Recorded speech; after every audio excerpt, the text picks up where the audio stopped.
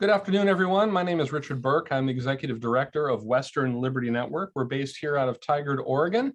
And what we do is we provide training to grassroots limited government activists that they can use in any way they see fit to advance their ideological positions in public life. We record these sessions, and I'm going to introduce you to a couple of things with Western Liberty Network. Just a moment, I'm going to bring this up and I'm going to share a screen real quick. Okay, for those of you who are watching the recording, I'm going to share the screen here. And if you go to westernlibertynetwork.org, you will be redirected to this site. This is our homepage. And there are a lot of resources on the homepage. At the top is always what we're doing right now, or our latest project. And as you can see, we're advertising this training right now. We've had that up for all week. Going down more, you can see things that we have done, previous conferences and so on. And on the right-hand side are different resources. Here are some of the slideshows that have been presented at the various conferences. You can listen to some of the speeches that are made, and it goes back quite a ways. We've got some interesting folks here. Here's Andrei Ilyaronov. He was Vladimir Putin's chief economic advisor before he defected and came to the United States. He spoke to one of our conferences, and you can see and listen to his speech there. And just go back, and there are a lot of things. Lars Larson, comedian Kat Timpf, Noah Wall of FreedomWorks, just a lot of resources on our main page. Steve Moore, he spoke to our one of our conferences. You can listen to all of that. So there are a lot of resources on the homepage if you just scroll down and look for them. If you decide you want training facilities, go to our training tab. And here you'll see sort of at the top a description of the kind of training Western Liberty Network provides. Going down various training documents. All these are basically how-tos, and these are all designed to be provided with a live training, but they stand on their own. So you can get a lot of good information by clicking on these. If you go to dealing with the media do's and don'ts, for example, you'll download this PDF right here. And it gives you a lot of good information. And so we have all of these that are available. You can download all of the training documents by clicking on this bottom thing here. Then we come to our Saturday training sessions. This is one of them. You scroll down and they are all recorded and you can watch them all here. I provide some of the trainings, but we have guest trainers. We have a whole stable of about 20 trainers that from time to time provide training. This is Tom Cox, for example, who talks about how to organize around local issues. And here's Andrei again, Andrei Ilyaronov. We have a lot of different topics. We have over a year worth of topics here. So there's just a lot that you can gain, and none of this costs any money. You can get all of this training for free. If you decide what you like, you can make a tax-deductible contribution to Western Liberty Network by clicking on our Support WLN tab, where you can make a one-time or a monthly automatic contribution through PayPal. Because Western Liberty Network is a 501c3 organization, all contributions to Western Liberty Network are fully tax-deductible. And along those lines, we have to point out that Western Liberty Network, although we support limited government principles, generally we do not and cannot endorse or oppose any partisan candidate, political campaign, and we also do not take a position on any ballot measure or legislation. What we are about is training grassroots activists how to do politics, and then we simply trust them to use the training in any way that they see fit. So that is the screen sharing portion of the day, at least for the moment. And I will go to gallery view here. And we'll begin the training. And what we're doing here is we're going to be talking about raising money, how to raise money. A lot of folks are probably in fundraising mode right now. We've got at least a couple of candidates, and we've got somebody from the Oregon Republican Party, and I see one of our volunteer leaders, Ken Morse, is here with us. He is one of our trainers, actually. He does training on Robert's Rules of Order, a variety of other things. Ginger Mugar, I know Ginger. She's a big wig out in Deschutes County. And I see Donna Kreitzberg just came in. So it's good to see you all. Okay. I'm going to talk and one other thing before I really begin is that I'm not a wait to the end for questions kind of person. If you have a question you want to ask, or if you have something you want to interject with, just unmute your microphone, say what you want to say, ask your question, and then remute it when it's finished. I ask you to mute your microphone if you're not talking, because that improves the audio quality for everyone. So with that, I'm going to go ahead and start. There is a big difference, in, at least in my opinion, in the mindset of a big government supporter and a limited government supporter when it comes to raising money. And I think some of this, if any of you are readers of Ayn Rand, can probably relate to this. Does need constitute a claim on what somebody else has? People who support big government are more inclined to say yes. This is why in politics, they tend to support things like income taxes to redistribute wealth, or redistributing other resources besides money, on the grounds that need constitutes a claim on what somebody else has. And so I've observed that it is a little easier for big government supporters than limited government supporters to ask for money based on need. I'm running for such and such a position and I really need your help. Will you, donate to my campaign? Will you give me money? I find the conservative mindset has a lot of trouble with that. Conservatives do not like to ask for money. They do not like to ask for what they might think of as charity. It's really tough for them to do that. And although asking for money is hard work, it's harder, I think, for limited government activists than big government activists when it comes to asking for money on the basis of need. So I tell conservatives and libertarians to think about it in a completely different way. If I have a truck that's worth, say, $5,000, and I go to Jim Hume here and I say, Jim, I've got this truck I want to sell you for $5,000. Will you buy my truck? He might say yes, he might say no. But nobody is dishonored here, because what has been proposed is an exchange of value for another value. And conservatives don't have a problem with that. That happens in the market, probably millions or billions of times every day. People offer things for sale and people say, yes, I want it, or no, I don't want it. And that's how we need to think of it. Now, it's unethical and illegal to exchange any promise of any activity. Like if you say, oh, if I get elected county commissioner, I'll make sure that you get that easement you wanted, Bob. I mean, that's totally corrupt and totally wrong. So when I'm talking about exchanging a value for a value, that's not what I'm talking about. That's unethical and it's illegal. But what you might be able to say is, if I'm talking to, Julia here, I might say, Julia, I know that you're a conservative or a libertarian like myself. And I know that with your family and job, you don't have the time to engage in politics as you would like. But we share a lot of values, and I am, fighting in the trenches. And if you support my campaign, then, and I get elected, I'll be able to advance the philosophy that we share. Okay, now that's a value. That is a value. And another thing you might be able to say is, let's say you're running a long shot campaign. You don't have a lot of cash and you're outgunned and outmanned and all that other stuff. You might be able to say, Julia, my campaign it's a dark horse campaign. I know the odds are against me, but I'm doing things of value that'll survive the campaign. I'm building a network of newspaper contacts, media contacts, bloggers. I'm building networks of donors. I'm building networks of volunteers.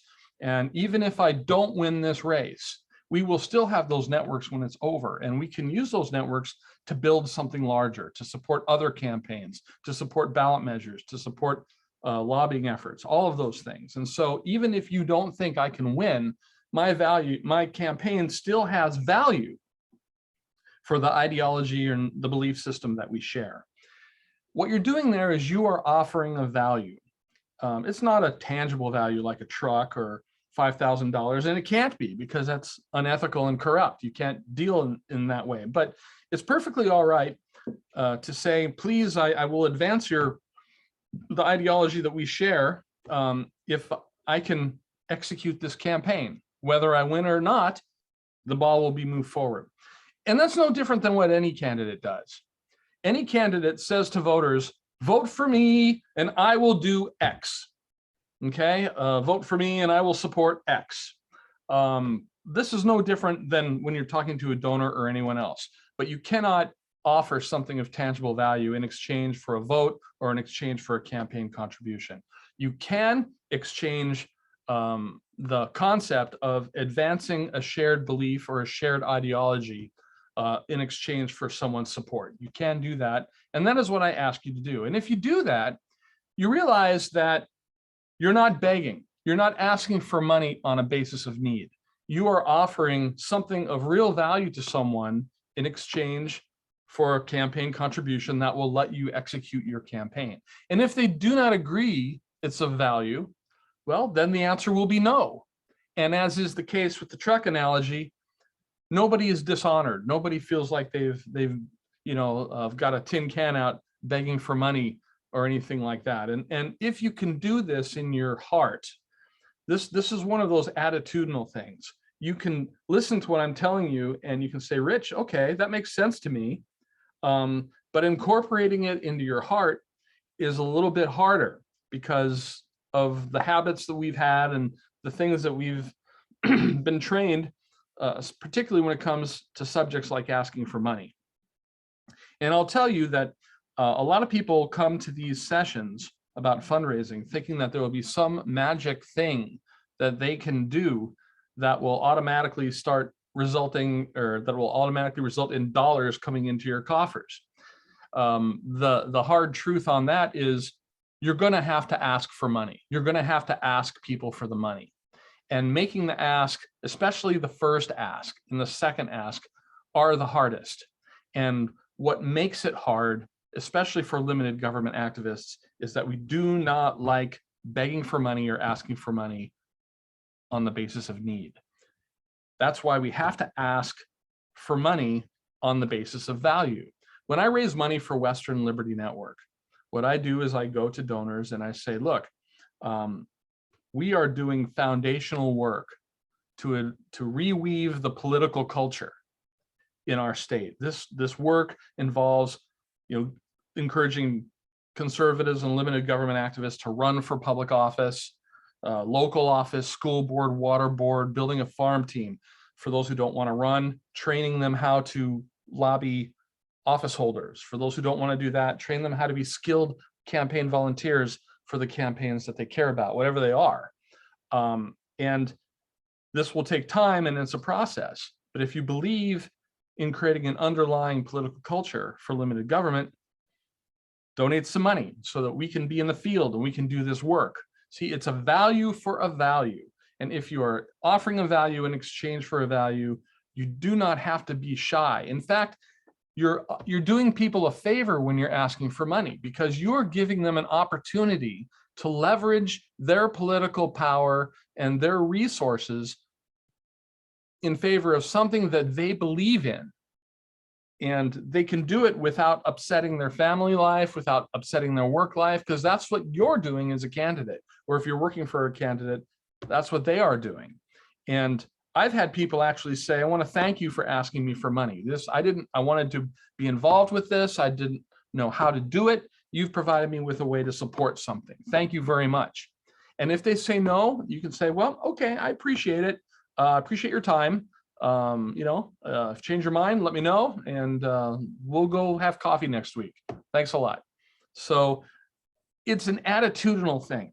Once you're able to incorporate this attitude and you've brought it into your heart as well as your mind, it's not hard to ask people for money. In fact, it can be fun asking people for money. There are a lot of things you can do to motivate yourself. You can challenge yourself to raise a certain amount of money during a day.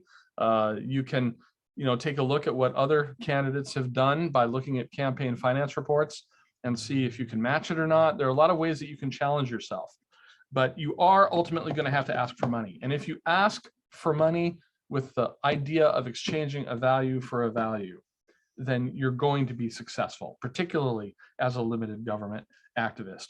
If you think about it, we're all salespeople. All of us are salespeople. If you've ever applied for a job, you're a salesperson. If you've ever, when you were a kid, asked your mom or dad to borrow the car keys, you're a salesperson. Everybody is a salesperson. So you're just selling yourself, your effort, and your goals in exchange for some money. There are some other tools that help. I don't know if there's anything like this in Illinois, where Jim is from, or from Washington State, but in Oregon, we have what's called the Oregon Political Tax Credit. Through the Oregon Political Tax Credit, a person can donate up to $50, or a couple filing jointly can donate up to $100 to a candidate political action committee, or to a ballot measure political action committee, or any kind of political action committee, and then get that money back by using the political tax credit when they file their taxes at the end of the year. And so what you're really doing is just diverting money that would have gone to the state toward the campaign that you care about. It's a really nice thing to offer donors, particularly small donors, if you have it. Different states have different versions of this. Some states don't have anything like it, but check your state laws and see what you have in the way of tax credits or tax deductions for political contributions, and check that out too. Now the question is, who do you ask for money from? There are a couple of things that you can do. The first and the most obvious is get a piece of paper out and start writing the names down of everybody you know. Ask your friends. If you're a member of a Republican group, put those people down. Family members, absolutely ask your family for help. There are a number of ways to ask for money from different folks, and I'll go over a few of those in a minute. People you do business with, your lawyer, your accountant, your dry cleaner, people like that, ask them for money too. Write it all down and make calls. You're going to have to make calls. That's the hard part, is getting started. The hard part is getting started with making calls. But the way you might do it is, if it's a family member, you can say, if you're calling your sister, for example, my sister's name is Brenda. Hey, Brenda, I'm running for Washington County Commissioner. I'm not running for anything, by the way, but Brenda, I'm running for Washington County Commissioner, and I'm in the middle of raising money so I can message it. Is there any chance I can get 50, $100 from you so I can add that to the pot? She might say yes, she might say no, but there's nothing wrong with asking a family member for support on something like that. My sister would probably say yes. She'd probably say, why, you're only asking me for that much? Julia has to go. Okay, Julia, that's fine. And we've got the recording. If you want to watch the recording later, it's on the training tab of the westernlibertynetwork.org website. It'll be up a couple of hours after this is over. I have a quick question. Thank you. Yeah, who's got a question, Robin? Yes. Yeah. So if we're a county, not a candidate, so any suggestion on building a list on that level? Yeah, if let's see, you're Oregon Republican Party, which county are you? Benton County. Okay, that'd be Corvallis area.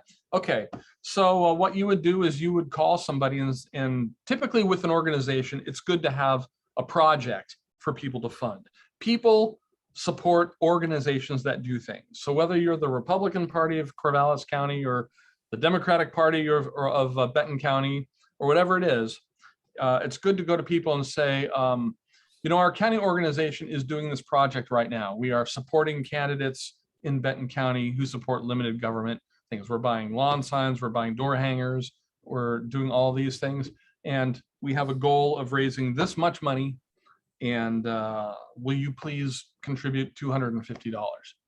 That's perfectly fine. And they can take in Oregon, Benton County, they can take the Oregon political tax credit of $50 per individual, $100 per couple doing a joint filing. And I think there's one other restriction. They have to make less than $175,000 to take the credit, or something like that. But make sure you have a project. And that's something I want to bring forward. In addition to approaching donors with a value for value attitude, It also helps a lot if they know what they're going to pay for. If you are a candidate raising money, you should have a written campaign plan. Doesn't have to be some 50-page, tome. It can just be a campaign plan saying what your objectives are, how you're going to meet them, and it should have a budget, a campaign budget, how much you want to spend on what for the campaign, and that is what you're asking donors to fund, that budget. If it's personal relationship, you probably don't need to delineate those things because they're supporting you. But if you think it is helpful, tell them, we need to raise this much money for lawn signs, this much for radio ads, this much for digital media ads, and we're hoping you can help us with that. They have an idea of what they're paying for. And in the case of an organization like the Benton County Republican Party, which I think is your organization, do the same thing. Have projects that people can support and have a budget for each of those projects. So you can go to people and say, we're doing a voter registration drive. We need to raise $1,000 to get all the materials and to, get all the help and, use the software, et cetera, et cetera. So can I count you in for a quarter of that? You can do that the same way. Does that help you, Robin? Yes, thank you. Yep. And I have to hasten to, whenever I talk about Republican Party or any other party, I have to hasten to add that if the Democratic Party or the Green or the Libertarians asked me for the same kind of questions, I'd have to give them the exact same answers because, we're a 501c3. But they've got their own resources, so they usually don't come to us, and so we can provide that information, no problem. But there are people you can look at. Donors is the first thing. Another one is other PACs, other political action committees, like Illinois Citizens Against the Metric System, if it's a political PAC in your state, or, Washingtonians for Solar Power, whatever it is. You can go around and look at a registry from your state's Secretary of State's office of all of the political action committees that are registered. And most of the states have online information about those PACs, such as campaign finance activity. Go onto the website, look through the registry of political action committees, write down the ones that you think, based on their title, would be sympathetic to your cause. Then go to their campaign finance information. In Oregon, you do it by going to the Oregon Secretary of State's ORSTAR page and looking at their public search. You can look up different political action committees, and you can look at their campaign finance activities. And you'll be able to tell by looking at this information whether or not they donate to candidates, or if they donate to candidates that share your ideological bent. You will find some. And if you find some, you should be able to find contact information on those PACs through your state's Secretary of State website, and you can contact them and ask that you be allowed to make a presentation before their board and that you're looking for a political contribution. You'll get a lot of no's, but you'll get some yeses. I've seen it go both ways. Yes, Ken? Yeah, in Washington State, you can get the, I think they're called the C3 report, or maybe C4, from the Public Disclosure Commission, and you can actually get donor names and I believe addresses too. So some of that stuff is public knowledge, or public information, can be accessed, and you can go directly to individuals as well as organizations. Yep, that's excellent. We don't have quite the same setup in Oregon, and I imagine every state's a little different. But transparency with campaign contributions is an important thing. One thing to remember is that if you're talking 501c3 or 501c4, like Western Liberty Network,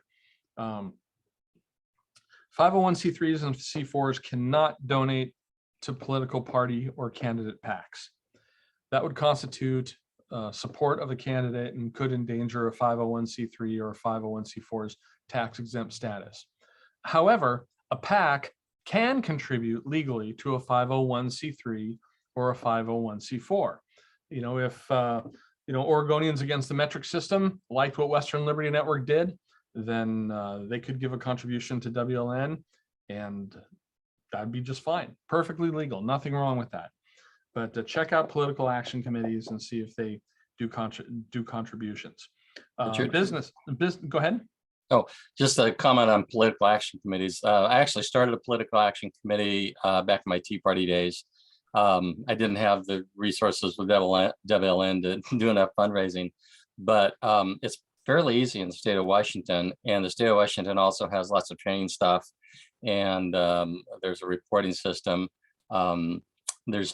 Anyway, so there's good detailed stuff that you can get that can, and you know, there's a lot of punch that comes with a political action committee. Someone said once that, well, you know, if you're going to be doing such and such activism, you need at least a membership organization. You might have an educational, but the other thing that you definitely need is you're going to hammer nails. You got to have a hammer, and that's your pack. So it's fairly easy and can be very impactful. Yep. Jim, do you have anything to say about this from your experience in Illinois? Some of the things you've mentioned, I've already started. In fact, I just got I had just formed a committee of which I am the treasurer and my fiance is the chair.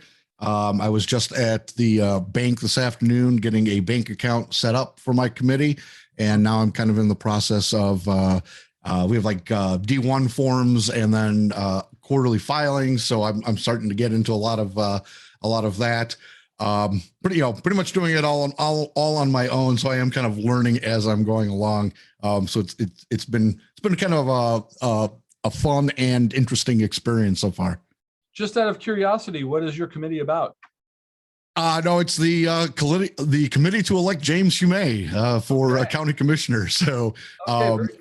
And that way, any donations, contributions go to a fund that's completely separate from my personal accounts. It's actually at a different bank than my personal accounts are at, and just a way to kind of keep everything totally separate from my personal accounts and my campaign. Yep, very good. Oregon requires that too, that you have I think the laws are if you spend over $750, not counting your voter pamphlet statement, you have to file a PAC. And if you file in Illinois, it's $5,000. And I'm not sure if I'll even get there, but it's a good experience. And my goal is to kind of learn from this and to help other candidates either this year or next campaign go around to kind of to have some knowledge of how to go about doing all this stuff, so I can help other candidates that are trying to do it as well. Well, that's very good. Just by way of I guess a detour, I'll just point out that if that's your idea, make sure that you have a written campaign plan. We do have a training document you can download on having a campaign plan, and there's a video on it as well further down. If you have a written campaign plan, it's like going into a bank with or without a business plan, asking for a small business loan. If you want a small business loan from a bank and you don't have a written business plan, they're going to laugh you out of the place. Likewise, if you have a written business plan, it can make the difference between getting a $50 donation and a $500 donation. If you're talking to the right person and it looks like you have a path to victory, or if you're a long shot campaign, you can have a path to the secondary goals that you have, like developing a media contact network, developing a donor network, developing things for future campaigns. Have a written campaign plan. And if you, Jim, are going to be training other candidates based on this information, make sure that they take the time to have a written campaign plan as well. So the third group of people that you could ask money from is just businesses, people that you do business with. Most people do business with lots of people. As I mentioned before, dry cleaner, lawyers, accountants, those kind of things, ask them for some help. For a lot of races, you don't need to raise a whole lot of money. Now, the Libertarian Party has a neat little document on this, on how to raise $2,500 quickly. And it includes some of this material, has some other ones, but I'm going to go ahead and send it to you through the chat window. Okay, let's see. Here it is. Okay, this is a document that the Libertarian Party National has generated on raising money quickly, raising your first $2,500 in 7 days, written by a professional fundraiser named Michael Cloud. And this provides, some good idea and some good direction of doing personal asks. The one thing it doesn't talk about as much is the idea of making a pitch in terms of offering a value in exchange for a value. But you can add that to this and make of it what you will. Now, there are some other things you can do besides individual asks. One of the things that I like to motivate people to do is have donor coffees. These can be done in the home of somebody who is a supporter of yours. Ideally, it should be at a nice house. Ideally, it should be somebody that's willing to, provide some dessert and some coffee. And most importantly, it should be somebody willing to write you a check. And the way you do this is the person who is hosting the coffee invites people to come. And this should be people they know who are able to write checks, who are able to provide donations. And it's very important that the host tell everyone that it is a fundraising event. That way they don't think it's a meet and greet. I've seen a lot of people be invited to what is really a fundraising event, but they're not told it's a fundraising event. So folks believe it's a meet and greet. And then when they show up and the candidate doesn't ask, they feel like they've been bait and switched. So you don't want to do that. So you're looking for somebody who supports your campaign, who has money and knows people who have money. And you get them to say, okay, yeah, I'll host a coffee at my house. Yeah, I can think of 10 or 20 people to invite. And so they'll invite them, and you might get 6 or 7 people to show up if they ask 20 people to come. And the way it should work is this, just as a rough thing. We do a complete training on this as well, but just to give you sort of a slice, is that people greet for a while. Let's say you have the coffee at 7 o'clock at night.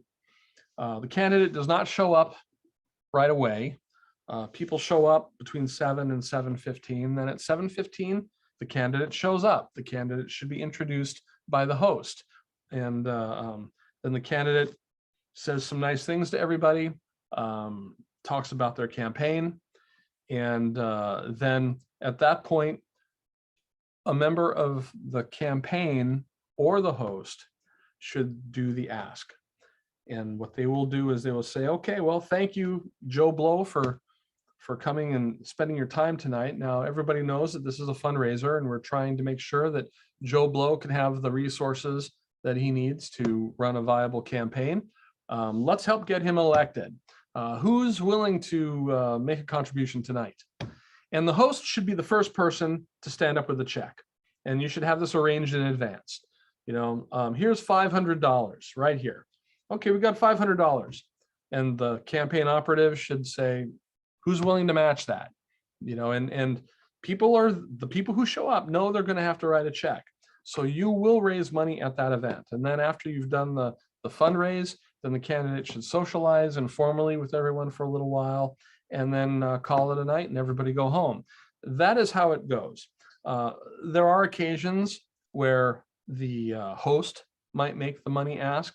Usually it's good for the host to do the introduction, a campaign volunteer to make the ask, the host provides the first check, and then the campaign operative works the room for more donations. And the host can do it if there's not a campaign operative available, but many times hosts aren't real comfortable and they're not trained in how to ask for money. So what they can do is be the first one to sort of seed the pot and go from there. So that's a way to raise money really fast, is to have a donor coffee like that. You can also do what are called money bombs. If your campaign has a strong digital media presence, you can do a money bomb. And that is, you can say, we're trying to raise $5,000 between this day and that day. And so please, between this day and that day, make a contribution. We've got somebody here who's willing to match whatever we collect dollar for dollar, which is a great thing to do. a lot of donors that have extra money, they're real happy to do matching contributions. That's a nice tactic. You can say, I will match all the contributions you get between this day and this day up to a maximum of $2,000 or $1,000 or whatever it is. That's another thing that they can do. And you can use your digital media to advertise the Money Bomb, provide links on the digital media to drive people to your website where you have bombs like, I got the question, money bombs or bonds? I'm talking about money bombs, this is what they're called. And those are events you can use. So those are some things you can do to raise money. This is a relatively short training because, you know, there's not a lot to say about raising money other than the fact that you've got to start asking for it. And you can't be shy about asking for it, and you can't be bashful about asking for it. You are providing value in exchange for another value. And there's nothing wrong with that. People say yes or no. You're going to get more no's than you're going to get yeses, but you're going to get yeses. And there are a lot of people you can ask. There are a lot of organizations you can ask. There are a lot of businesses you can ask. You just have to get out there and dive in. Once you've done it and have raised a few $1,000s, you may actually take the attitude that it's fun, and it is fun. And when it works, it's just fantastic. And so because you're working hard to improve your community, you know it's going for a good cause. And it just becomes a very rewarding experience. I got a question from Ken. Can I talk about radio and TV ads within demographic marketing areas? Sure, go for it, Ken. You got to unmute.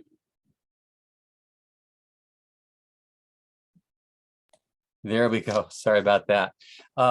Yeah, I have a little experience with demographic marketing areas with cable TV, and it's way less expensive than you might imagine. You can buy a 30-second spot ad for about $5 or $6 in some areas. And how it works is that we have Comcast. Comcast, I'm pretty sure, is all over the nation. And the lion's share of TV is washed across cable TV, unless you're in the really rural areas where they're using either broadcast TV or satellite. So, but the lion's share, 80 to 90%, is all on cable. And they've broken it down into about 250,000 person segments.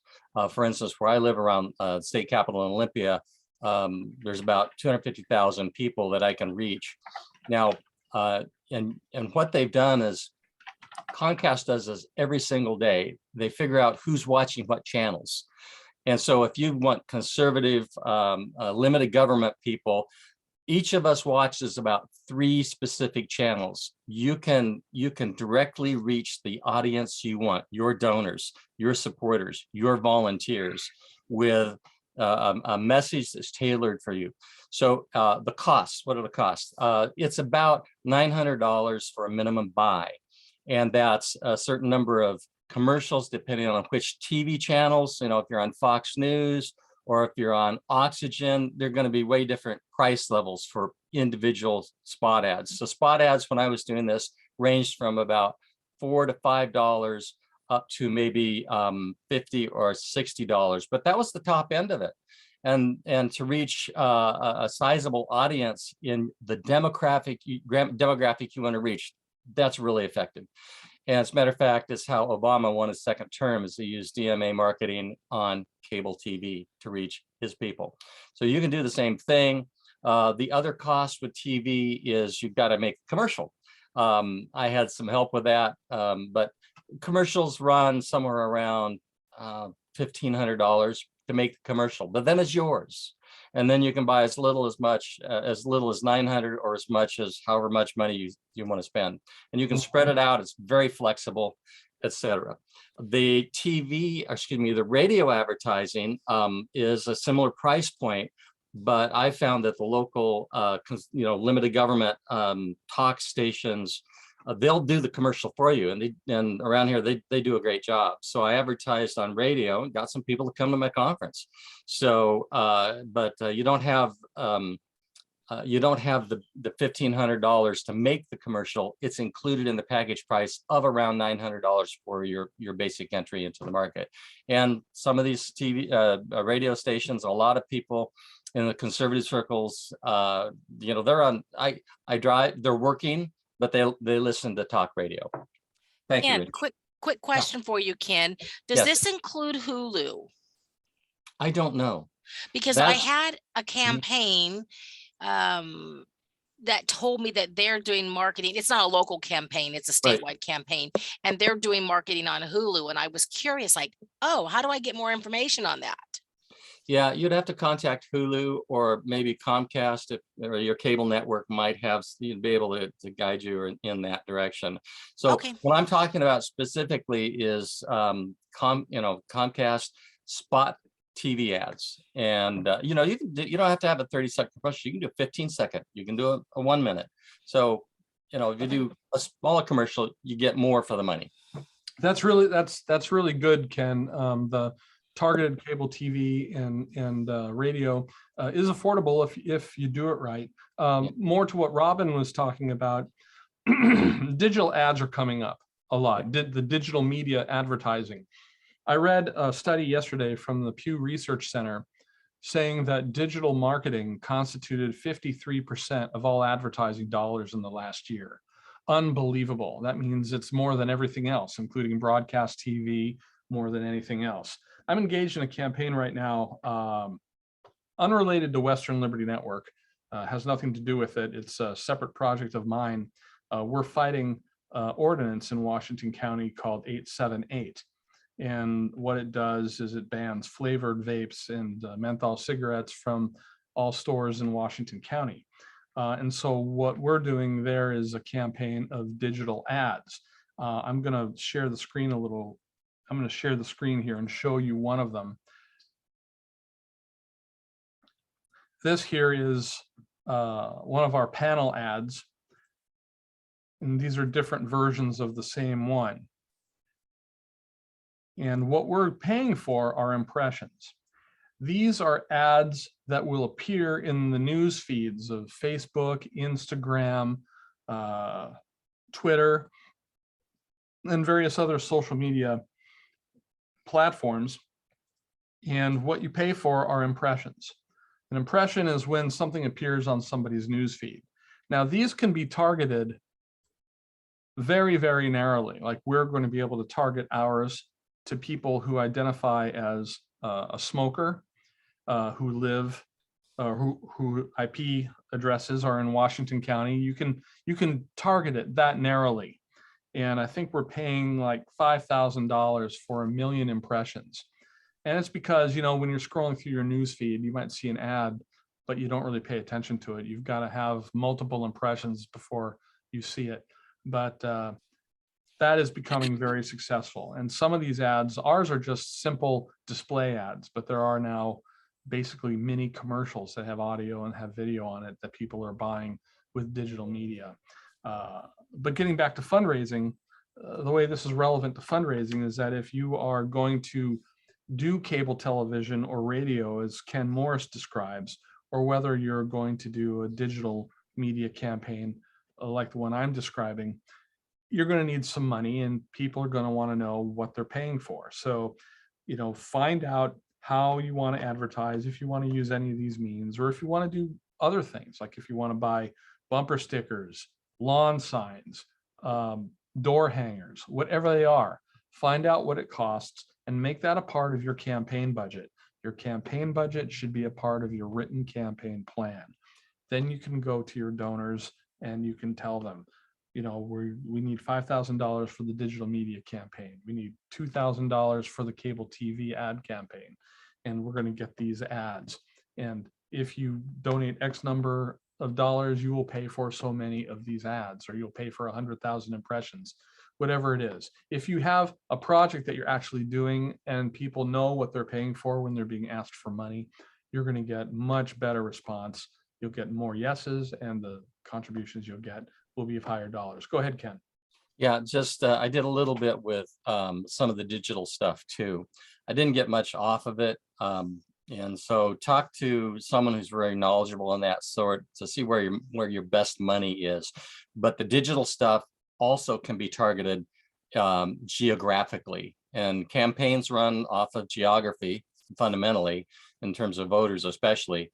But yeah, so it's a new world out there, and there's good possibilities, and yeah. And if you don't, yeah.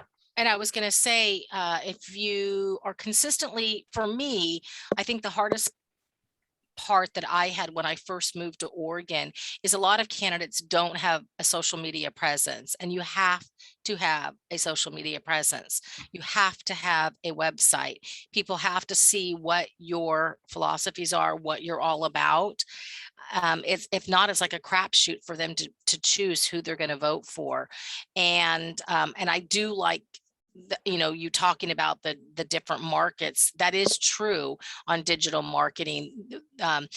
Facebook has taken away the political aspect, so you can't now target a Republican or a Democrat or a Libertarian, but you can target other demographics. And that's, the $1 million question on getting the right formula, but it does work. Mm-hmm. Very good. I just sent you all a copy of WLN's training document on campaign plan overview. That will tell you all of the components that should be in a good written campaign plan. So none of these documents are copyrighted, so feel free to photocopy them, email them, distribute them in any way you like. If you want to augment it with your own materials, please do. Don't claim to have all the answers, but we've got a lot of them, and hopefully that these will be helpful to you. So that is basically the training we have on fundraising. Are there any other comments before we go today? Hey, I have one question. This is Keith. Hey, Keith. In your list of courses, I didn't notice them because we were running through it so much on your webpage. Do you have something on the media on how to how you get into Facebook and some of those? And I don't have any training documents on how to get into Facebook. I do have some on dealing with the media, such as reporters and such. You can go ahead and do that. Now there are a couple of slideshows on the homepage from our recent Klamath Falls conference that relate to social media from the perspective of a candidate, and social media from the perspective of somebody supporting a campaign. I'm going to bring that up real quick. I'm going to share my desktop again. Let's see. I mean, I can, a lot of stuff is on YouTube too, but it's sometimes people learn lessons outside of that. That's kind of right. Keith. Yeah. This is Robin. We're in the same county. I can help you set that up. Oh, awesome. I do that. I do that for a living. Oh, do you? I do. You're the perfect person I know then. I am. Well, this might be helpful then if I'm showing my screen right now, and if I go to my homepage, scrolling down here a little bit. This is coverage of our Klamath Falls conference that we had a couple of weeks ago. And here is a slideshow on social media from a candidate's perspective and from an activist perspective. And Robin, you might find this helpful too.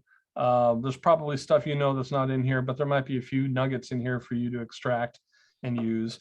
But again, definitely the biggest thing that because I've done actual candidates before, and Facebook does have rules, and they actually have a whole handout. I haven't seen the latest handout, but they've got a whole handout on the do's and the don'ts that you have to do when you set up a campaign page, and you have to disclose it. And also when you're creating a Facebook ad or boosting on Facebook, there's a little box you have to toggle notifying people that this is a political ad. And so it's funny because I joined one page and they kept saying, yeah, our ads weren't getting approved. Well, it was only because the person before me wasn't clicking that one box. That was the only reason why they weren't getting approved. And it's the same with realtors. So it's not just a political You know, it's like not like the Facebook's out after, you know, just politics, but even realtors have to do the same thing. Mhm. They have to click this box to notify people that it is, you know, such and such. This is a political ad and I approve this message, the equivalent of that on Yeah, Facebook. seriously. Yeah, and that's okay. Yeah. Just, you know, find out what the rules are and try to abide by them. Well, Definitely. Yeah, I know that like Instagram and Facebook and LinkedIn. LinkedIn's a good one for us in this area too, is on finding out there's some interesting groups that I need to get into. But they all have their own rules. And it's just hard finding people that are familiar enough with all the rules to break through it. So Robin, I'll be calling you. Sounds good, Keith. Okay, Okay. well, I have to provide another disclaimer here. We do not support or oppose any political candidate, Western Liberty Network, but they're all able to, any candidate's willing to use this information in any way they like. So is there anything else for the good of the order before we call it a session? Okay. No, No. it's super helpful, and hopefully I'll be tuning into some more and kind of sharing some of this information with some of the other candidates we've got running here in Cook County. Well, thank you, Jim. Yes. You're always welcome here. It's I can now cross off Illinois as one of the states we've had participants from, and very proud to do that. And at some point, we would like to set up Western Liberty Network in Illinois. So if you, after your campaign, are interested in that, let's talk. Yeah, absolutely. That sounds like a great idea. Yes, and I want to thank you very much for putting this on. It's greatly appreciated. Well, thank you, Robin. This is a lot of fun. And Keith, he's a candidate for Oregon House of Representatives. So wish him the best. And of course, Ginger, good friend of mine, just an important golden activist out in Deschutes County. Donna, I don't know you very well yet, but I see you're with Education Freedom for Oregon.